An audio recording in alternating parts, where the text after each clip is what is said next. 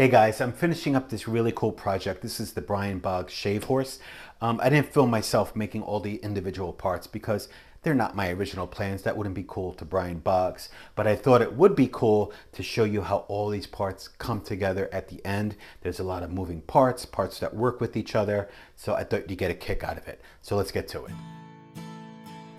Now, after watching this video and you think, oh, I want to make one of those, you could order the plans from Brian Boggs' website. Not a beginner project. You're basically going to get a 17 or 18 page PDF, which just has the blueprints of all the parts. There's no instruction whatsoever.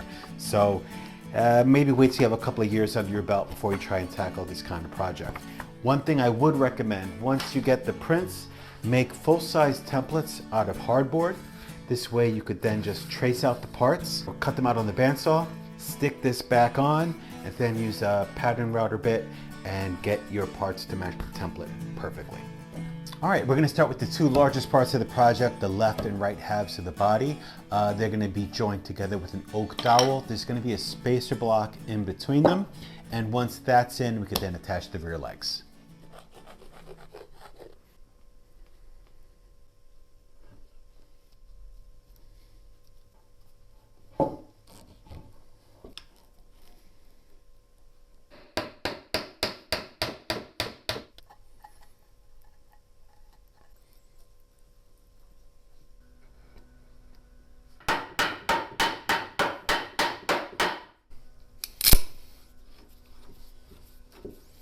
All right, glue in the back is set. I took off the clamps.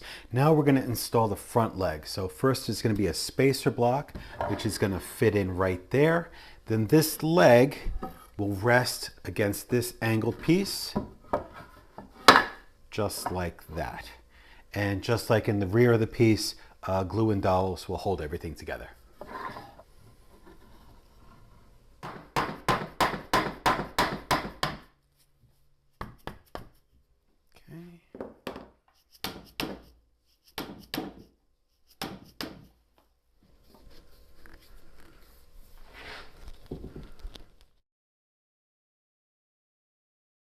All right, one more guide block that's going to be glued into this area right around here. I drew a guideline there, so when I glue it in, I'll line it up. The distance between this face and this face is critical because a post is going to fit into there. And this piece, which looks suspiciously like a bird, is going to rest against this, and it's going to be a lever. And this part will engage with the teeth on this post. So all the pieces work together. That's why the distances are really important.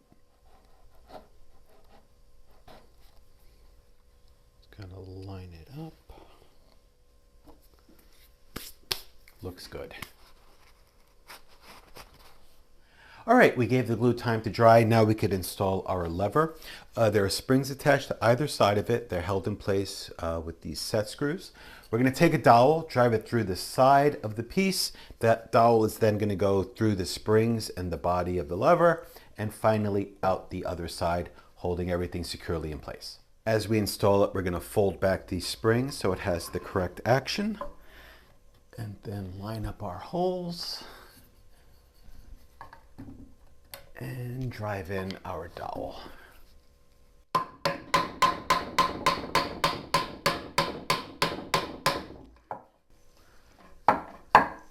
There we go. With the lever in place, it's now ready to receive our post. It might not look like much, but this is one of the more time-consuming assemblies I've ever made in the shop. Let's take it apart so you can see what I'm talking about. All right, let's remove the screws from one side. Let's break this down quickly. We have this part on either side that holds this in place. You have a round hole and an oblong hole. That's important because that allows this unit to pivot slightly so the user can customize it to how they like it. Then we have this assembly that fits into the holes. This is comprised of these two blocks that have these dowels set partially into them, and then they're screwed onto these two longer pieces. This is screwed into this, and it has a slot here, so this way this can go up and down, and that's going to control the angle of tilt. And if you wanted to adjust the angle, loosen the screw in the back, set the angle to where you want it, tighten your screw, and get back to work. All right, enough of my yapping. Let's drop in the post. Drops in just like that. We want to raise it, just lift it up.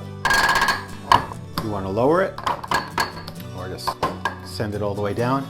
I love that. Isn't that the coolest? All right, we're going to install the yoke now. That's easy. Let's knock it out. All right, so the yoke is made up of 4 sides. We have a right and a left, and those just slide onto one of these dowels that we used earlier to join the body together. And we're not going to glue these in place because they need to swing freely. And next we have a wooden block with a 3/4 inch through hole. That's going to get doweled into place here. This will get glued into place, but we have to make sure we limit the amount of squeeze out that gets in this hole, because this part we do want to spin freely on the dowel. So after it's glued up, I'll spin it a few times to make sure any glue that is in there doesn't bind up.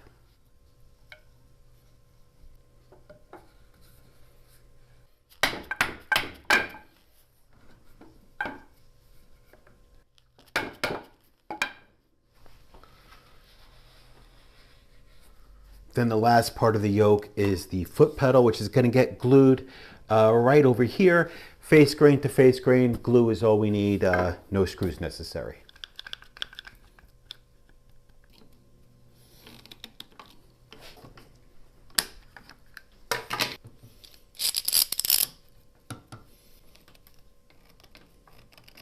With the yoke done, we're now down to the last part of this project, the seat. And this is it. We have a 1-inch piece of Baltic birch that's been shaped, and it's attached to these components, and it's gonna slide right into there. Now on the bottom of the piece, there is a V-shaped part, which will fit into corresponding V-shaped grooves that will run along here. Now to do those, I made a jig, and that will slip onto, that's it. That'll slip onto there. My router will then ride along here, and we'll do both sides at the same time. Now I'm gonna route it in 2 passes. The first pass is gonna be heavy. It's gonna take like 90–95% of the material away. The second one, very light, and that's basically just to clean it up, get rid of any burn marks, because this is ash, prone to burning. So I'm hoping that second very light pass will clean up any burn marks. Let's see how it goes.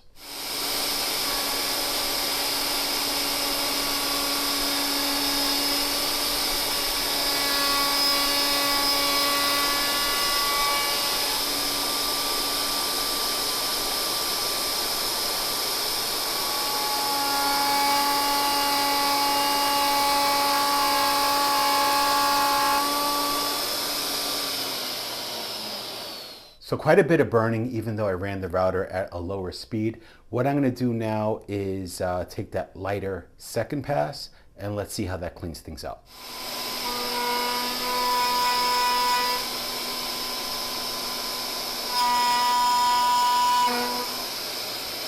So there it is after the second lighter pass. Not perfect, but a hell of a lot better than the first time round. I ended up routing 12 slots, each one about 1 inch apart from each other.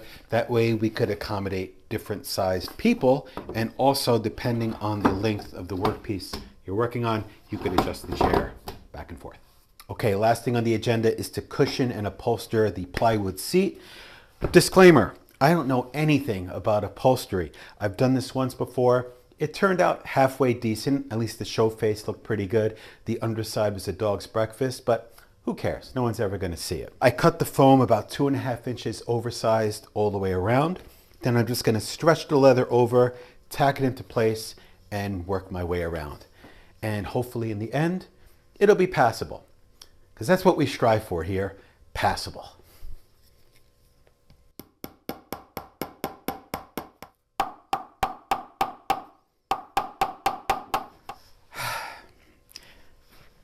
Show face, I think that looks passable. The back.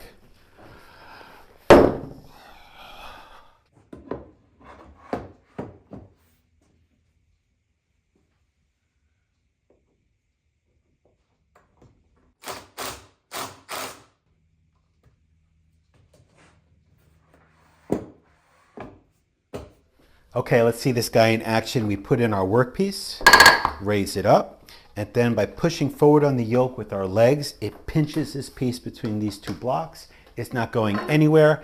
Ready to work on with your spoke shaves, carving tools, or here with a draw knife. Not an essential tool for all woodworkers, but for certain tasks, especially when you get into things like chair making, it really can't be beat for holding long, narrow parts.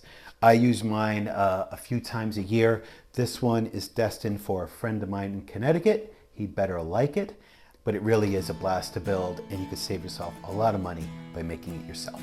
Until the next video, thanks for watching. Take care.